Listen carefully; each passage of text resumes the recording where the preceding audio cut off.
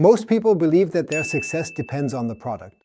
If the product is good, you'll be successful. If the product is bad, then you won't. It sounds logical at first, but unfortunately, it isn't. You can have a sensationally good product, but still sell nothing. On the other hand, you can have an average product, but generate very, very good sales. The problem isn't the product. The problem is how you position your product. What I mean by that, you'll find out here in this video. Most people always start the same way. They sit down, they source a product, let's say on Alibaba, find the right niche, get quotes created, and then they found a product that has a reasonable margin. And then it gets optimized. For example, the color is improved, or you find individual USPs, meaning small improvements, where you thought the item would then sell like hotcakes. That's the theory. In reality, the whole thing looks a bit different. Because the uncomfortable truth is, the market doesn't care if you perhaps give your product a different color, or maybe improve the quality a little bit, or perhaps add or implement a feature that nobody actually really needs. And it doesn't matter to the customers how much effort you personally put into the optimization. And that is also logical. Go to Amazon, eBay, or TikTok and search for a product you want to sell. You will find hundreds of similar offers. Similar features, similar photos, similar colors, and even the same number of reviews if we focus on Amazon for a moment. But what you will notice anyway, if you take a look at the sales rankings using Helium 10, for example, is that despite all the items being the same, almost identical, there are different sales volumes over the course of the month. Some perform extremely well and some perform rather poorly, even though they are hardly different. Why? Exactly, not because of the product. Because if that were the case, a mathematically balanced sales ratio would be more likely. No, it's due to the positioning, to what the seller does differently. So which customers are they addressing? How are they perceived? And in what context do they stand in relation to the product, the category, and the problem that the product is supposed to solve? And that is exactly the difference between whether someone is selling a standard product or not. I've brought an example for you. A very simple water bottle. Same material, same color, same shape, and even the same manufacturing. That means these water bottles from different sellers even come off the same assembly line. And yet this water bottle is available for $10, for $30, and also for $80. And no, the one for $80 is not 8 times better than the one offered for $10. The difference here is how the seller positions themselves. Who is this bottle made for? What specific problem does it solve? So what problem is the seller addressing, since the water bottles themselves are all the same? And how do they present them? Presenting in this case means using visual imagery, i.e. product photos, and of course the product description. Because a water bottle can be for fitness, for the outdoors, for kindergarten, or completely generic, meaning for everything essentially. And the meaning and the perceived value of how the product is then perceived is completely different. Different depending on the target group that buys it. The target group of gym customers is completely different from, of course, the target group of kindergarten children. And exactly that, is the secret between a successful standard product and a not so successful standard product. But let's take a step back to product strategy. We are talking here about private label, which means your own production, the things you have control over yourself. And often it's the case that you go to Amazon with the appropriate tools and look at which products are performing best. And of course, it is mathematically correct when I say this water bottle with this specific targeting is performing the best. There is revenue on it, yes. But there is also competition on it, yes. And naturally, you have a price war because of that. You are in a state of maximum comparability when you offer exactly what the bestseller on Amazon has to offer in the area of water bottles, for example. But you are a clever little guy, aren't you? Sure, otherwise you wouldn't be watching this channel. And you incorporate some improvements, maybe choose a different color, perhaps better material, maybe some features and USPs that the competitors don't have. The problem is, your customers don't know that. You can't communicate it. It's possible that there isn't even a single feature or unique selling point of your product that interests the customer. And that is the uncomfortable truth. Because what carries more weight?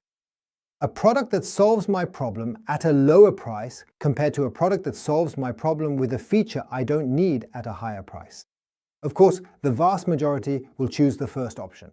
So you're completely comparable if you cannot communicate your USP, your unique selling point, directly. And once you are in the realm of being comparable, you can really only sell based on 3 factors. The one with the highest weight is price. Then how quickly you can deliver the goods, FBA, merchant fulfilled shipping, and at the end of the day, the number of reviews, i.e. social proof. And that is exactly the reality you have to deal with. And it doesn't matter if you have better quality or a great design or better packaging. The customer won't see it, and so you actually just have extra effort, but no real advantage. Okay, but how do we solve this problem now? You have to control how your product is perceived. If you sell something that works for everyone, then it works for no one. So you have to be perceived within a specific context. You have to address a specific target group, and you yourself determine who your product is intended for. And suddenly, in this case, it's no longer about a 2 or 3 euro difference, or whether one has 100 reviews and you perhaps only have 50. It's about the customer being able to identify with your product. They read your product description and say, yes, this is for me. Let me give you an example, so it becomes more tangible for you. Seller number 1 sells a water bottle. For 15 euros, their main claim is, this bottle keeps your drink cold. That means they are essentially addressing a problem, but not a specific target group. Because the athlete wants cold drinks, just as much as someone who is outdoors or possibly even in kindergarten. The second seller positions themselves differently. Their claim is for people who go to the gym every day. Fits in every cup holder and doesn't leak in your backpack. And the product doesn't cost 15 euros, it costs 45 euros. Technically, the two products are actually completely identical, but something completely different happens in the customer's mind. The customer immediately thinks, at least the one who goes to the gym, yes, this is for me. I have a cool drink. This thing doesn't leak in my backpack. I can remember my last bottle, it ruined all my gym clothes. And when I'm on my way to the gym, it even fits in my cup holder. Even though the product for 15 euros has exactly the same features. But this customer will no longer compare because they feel directly addressed. He will immediately say, okay, this product is exactly what solves my problem. And it doesn't matter to me whether I pay more money at this moment. I know that my problem is a thing of the past from now on. In summary, the customer must recognize who it is made for, what problem it solves. And very importantly, does the customer recognize themselves in it? Can they relate to what you are describing in the article text or even showing in the pictures? And that is exactly when the price plays a subordinate role.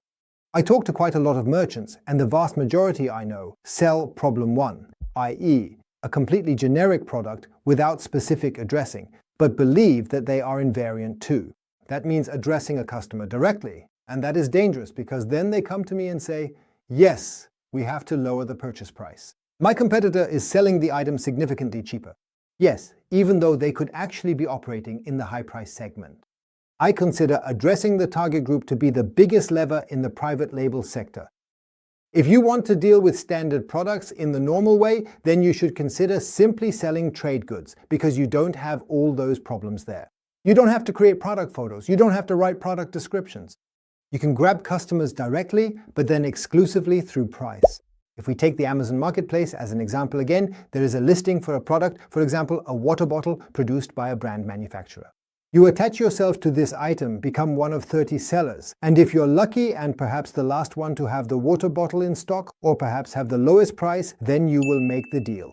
Otherwise, the goods will just sit in the warehouse like a stone. That means the strategy of selling via price, trading goods, is of course valid, and many people do that very successfully. But if you want to get into private label, then please do so exclusively by addressing the end customer in a way that cannot be compared. Otherwise, you will always be in a price war. Yes, maybe not with the same listing, but customers aren't stupid either. They know that the water bottle comes off the same assembly line, that it has the same features at the end of the day. The only chance you have is to address the customer directly, to speak to their problem, to connect with them. They identify with it and then buy. So, private label is no longer as easy as it was 10 years ago. But if you have understood this, and if you now know what to do, then you will be maximally successful. Because from my perspective, and I talk to a lot of merchants, I analyze a lot of listings and product detail pages and also look at what the sales are like. This is a really very valid long-term strategy to make your business successful. And the difference between private label and trading goods is more complex. I have only touched on that briefly here. We will examine that in more detail in one of the subsequent videos. Which strategy is the best choice at which point in your business? I am currently building up the topic of e-commerce, trading goods, and brand building step by step. I am pouring the whole thing into a system that anyone out there can actually implement. And this video is just one part of the whole puzzle. And we will see each other in the next part. Take care. See you then. Bye.